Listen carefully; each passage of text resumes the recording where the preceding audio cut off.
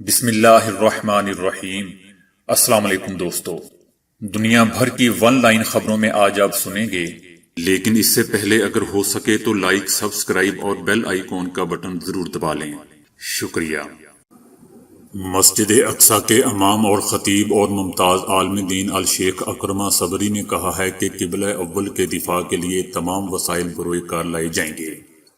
صہیونی ریاست کے جرائم اور مظالم ہمیں مسجد اقصی کے دفاع سے باز نہیں رکھ سکتے۔ مسجد اقصی پر مسلمانوں کی خود مختاری قائم رہے گی۔ مسجد اقصی میں 30 سال قبل صہیونی اہلکاروں کے ہاتھوں 22 نمازیوں کی شہادت اور 270 کو زخم کیے جانے کے واقعے کی یاد میں ایک بیان میں انہوں نے کہا کہ مسجد اقصی میں نمازیوں کو اب بھی مارنے کا سلسلہ جاری ہے، صرف انداز تبدیل ہوا ہے۔ ایران کے دارالحکومت تہران میں ماسک لگانے کی پابندی لازمی کر دی گئی ہے۔ صدر حسن روحانی نے کہا ہے کہ ماسک نہ پہننے والوں پر 5 لاکھ ریال جرمانہ ہوگا۔ کورونا سے متاثر کو اپنی بیماری سے متعلق ساتھیوں کو آگاہ کرنا ہوگا۔ بیماری سے آگاہ نہ کرنے والوں پر 20 لاکھ ریال جرمانہ ہوگا۔ دوستو، تہران میں سکول، مساجد، ریستوران اور کاروبار 3 اکتوبر سے ایک ہفتے کے لیے بند کیے گئے تھے۔ روس کی کوششوں سے مسلسل 10 گھنٹے تک جاری رہنے والے مذاکرات میں آرمینیا اور آذربائیجان لڑائی بندی پر متفق ہو گئے تھے، لیکن اس کے باوجود 5 منٹ کی سیز فائر برقرار نہ رہ سکا۔ دوبارہ جھڑپیں شروع ہو گئی ہیں۔ صدر ٹرمپ نے کہا ہے کہ اگر وہ 3 نومبر کے انتخابات میں کامیابی حاصل کرتے ہیں تو امریکہ ایران کے ساتھ 1 ماہ کے اندر نیا جوہری معاہدہ کرے گا۔ بھارتی ریاست آسام میں حکومت نے ریاست میں سرکار کے زیر انتظام مدرسوں کو بند کرنے کا اعلان کیا ہے۔ حکومت کا کہنا ہے کہ ان تمام سرکاری مدرسوں کو بند کر دیا جائے گا جو سرکاری فنڈ سے چلائے جا رہے ہیں۔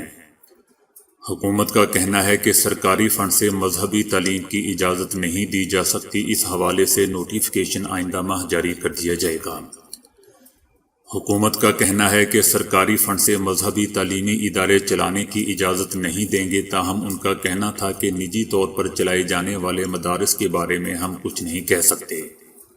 آل انڈیا یونائیٹڈ ڈیموکریٹک فرنٹ کے سربراہ اور لوک سبھا کے رکن بدرالدین اجمل نے کہا ہے کہ اگر بی جے پی کی سربراہی میں قائم ریاستی حکومت سرکاری طور پر چلائے جانے والے مدارس بند کر دے گی تو ان کی جماعت آئندہ برس ہونے والے الیکشن کے ذریعے اقتدار میں آ کر انہیں دوبارہ کھول دے گی۔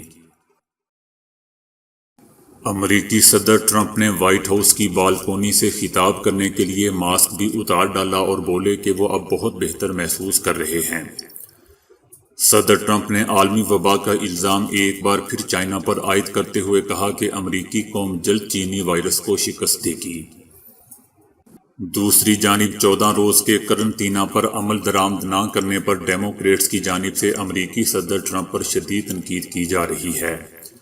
اس کے علاوہ ڈاکٹر فوچی نے سردیوں میں کورونا مزید شدت سے پھیلنے کا خدشہ ظاہر کرتے ہوئے کہا ہے کہ اگلے برس بھی وبا کا بڑا خطرہ رہے گا۔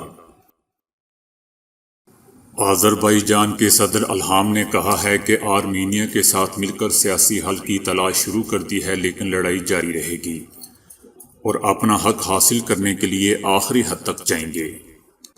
آرمینیا کی جانب سے جاری ایک بیان میں کہا گیا ہے کہ آذربائیجان نے لڑائی بندی کے اعلان کے 5 منٹ بعد ہی حملے شروع کر دیے تھے، جبکہ آذربائیجان نے الزام عائد کیا ہے کہ قراباخ میں موجود دشمن اہلکار اس کی حدود میں گولہ باری کر رہے ہیں۔ آذربائیجان کے وزیر خارجہ کا کہنا ہے کہ ہمیں امید ہے کہ ہم جلد مزید علاقے حاصل کر لیں گے۔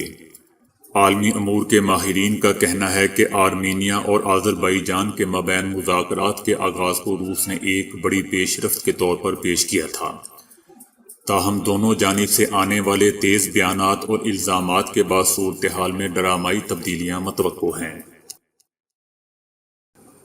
پولیس نے لاہور میں مسلم لیگ نون کی قیادت کے خلاف بغاوت کے مقدمے میں نواز شریف کے علاوہ دیگر تمام لیگی رہنماؤں کے نام نکال دیے ہیں۔ پولیس نے سابق وزیر اعظم شاہد خاقان عباسی، مریم نواز، خواجہ آصف، احسن اقبال، رانا ثناء اللہ، lieutenant general Abdul Qayyum, lieutenant general retired صلاح الدین ترمذی اور دیگر رہنماؤں کے خلاف کارروائی نہ کرنے کا فیصلہ کیا ہے۔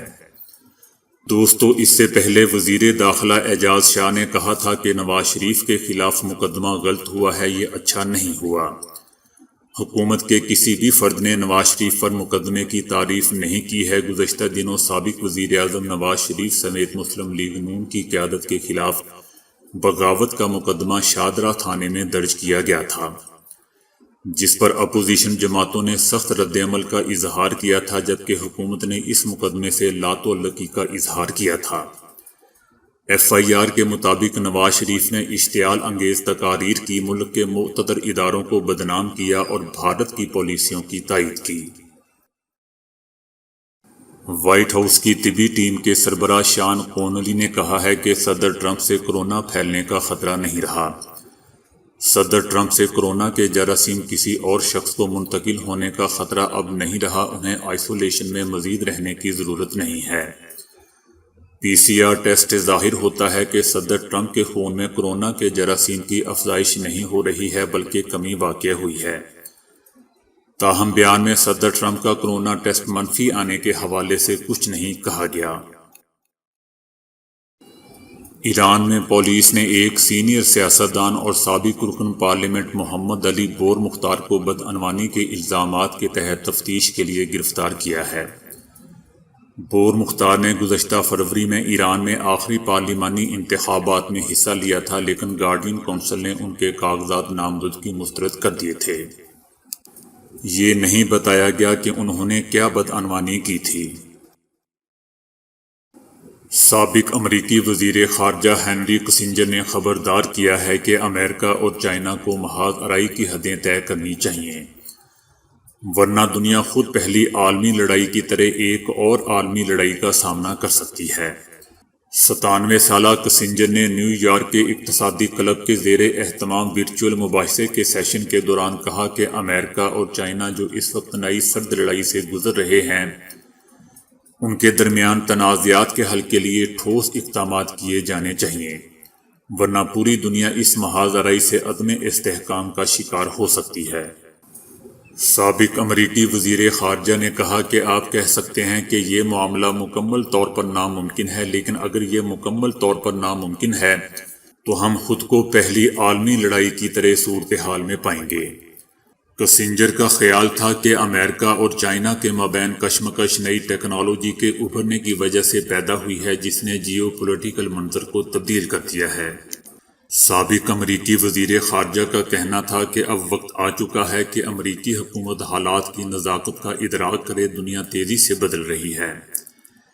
اس تبدیلی میں امریکہ کو اپنی ذمہ داریوں کا ادراک کرنا ہوگا۔ کسنجر نے سن 2019 میں دوستوں کہا تھا کہ امریکہ اور چائنا کے مابین تنازع سنگین نتائج پیدا کر سکتا ہے، جو عالمی لڑائیوں کے نتائج سے بھی بدتر ہوگا۔ اس سے بچنے کے لیے انہوں نے دونوں ممالک کو اپنے اختلافات حل کرنے کا مشورہ دیا تھا۔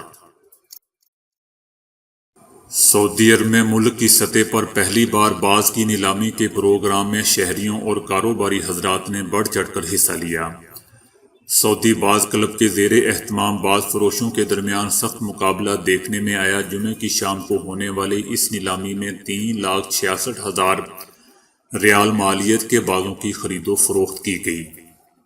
پہلا مضبوط مقابلہ سہمان السبیع کے باز کے درمیان تھا۔ اس باز کی لمبائی 15 انچ اور وزن 970 گرام تھا۔ اسے سعودی عرب کے مشرقی علاقے الجبیل سے نیلامی کے لیے پیش کیا گیا تھا۔ سیف اللہ الحارثی نے اس کی بولی 1,10,000 ریال لگائی۔ امریکہ کے وزیر خارجہ مائک پومپیو نے چائنا کے رویے پر تنقید کی ہے اور کہا ہے کہ یہ امریکہ، جاپان، انڈیا اور آسٹریلیا کے لیے خطرہ ہے۔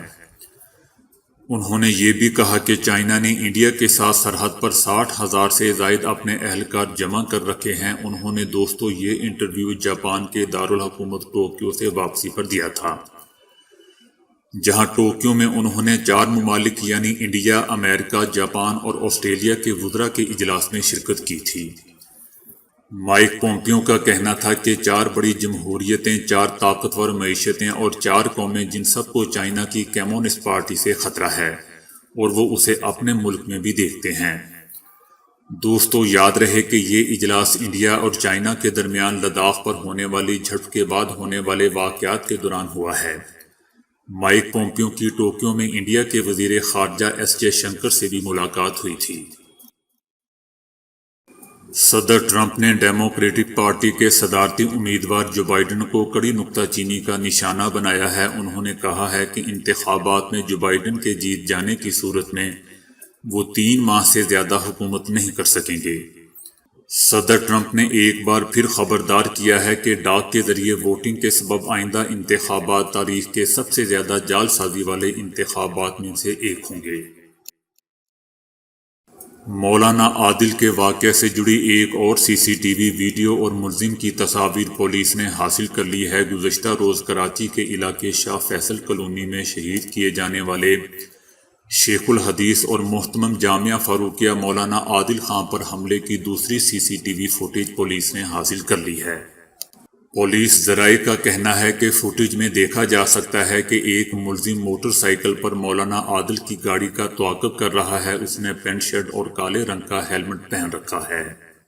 پولیس ذرائع کا کہنا ہے کہ مولانا عادل کا تعاقب کورنگی دارالعلوم سے کیا گیا، جہاں سے وہ مغرب کی نماز ادا کرنے کے بعد 7:20 پر روانہ ہوئے اور ان کو نشانہ 7:40 پر بنایا گیا۔ وزیر اعظم عمران خان نے کہا ہے کہ بھارت ہمارے علماء کرام کو نشانہ بنا کر ملک بھر میں فسادات کروانا چاہتا ہے۔